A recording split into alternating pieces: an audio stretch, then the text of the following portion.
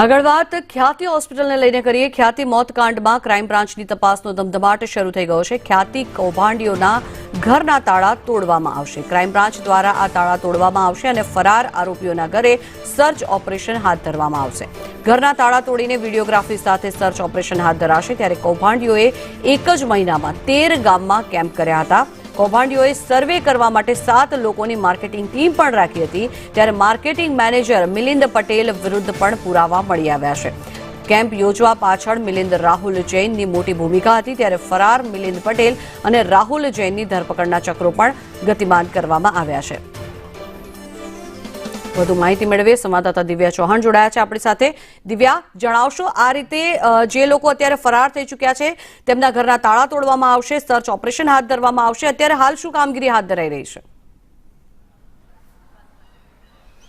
જંખના ખ્યાતિ હોસ્પિટલને લઈને રોજ નવા કાંડનો પર્દાફાશ થઈ રહ્યો છે। તે દરમિયાન ક્રાઇમ બ્રાન્ચને તપાસ છે તે સોંપવામાં આવી છે અને રિમાન્ડ દરમિયાન ખુલાસા પણ જે ચોંકાવનારા કરવામાં આવ્યા કે 13 જેટલા ગામોમાં શિબિર યોજવામાં આવી હતી અને 13 જેટલા ગામોના ગરીબોને લૂંટવામાં પણ આવ્યા હતા અને તેમના હૃદય ચીરી નાખવામાં આવ્યા હતા। ખ્યાતિને લઈને માર્કેટિંગની ટીમ સાથે રાહુલ જૈન અને મિલિંદ પટેલનું પણ નામ છે તે રિમાન્ડ દરમિયાન ડોક્ટર પ્રશાંત ખુલાસો કર્યો છે અને તેમના ઘરે પણ સર્ચ ઓપરેશન હાથ ધરવામાં આવશે। મહત્વનું છે કે સર્ચ ઓપરેશન જ્યારે કરવામાં આવશે ક્રાઇમ બ્રાન્ચની ટીમ દ્વારા ત્યારે વિડીયોગ્રાફી પણ કરવામાં આવશે। પીએમ પણ કરવામાં આવ્યા છે બે દર્દીઓના, તેમની પણ વિડીયોગ્રાફી અને 3 ડોક્ટરોની પેનલ દ્વારા કરવામાં આવ્યા છે, જેને લઈને તપાસને લઈને કોઈ પણ પ્રશ્ન ઉભો ના થાય। જો કે અન્ય આરોપીઓ પણ ફરાર છે, તેમના પણ નિવાસ સ્થાને ક્રાઇમ બ્રાન્ચની ટીમ પહોંચી હતી અને તપાસ કરી હતી। સાથે જરૂરી એવા દસ્તાવેજી પુરાવા, જરૂરી ડોક્યુમેન્ટ્સ છે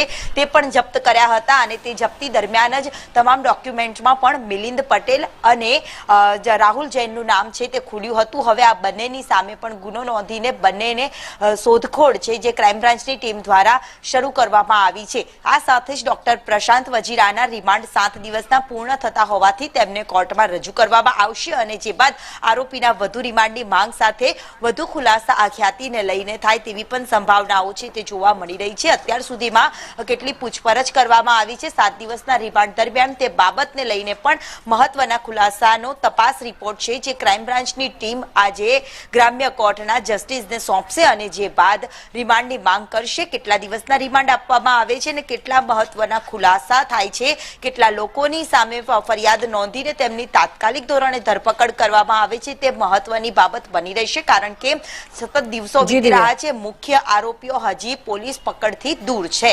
જી આભાર દિવ્યા।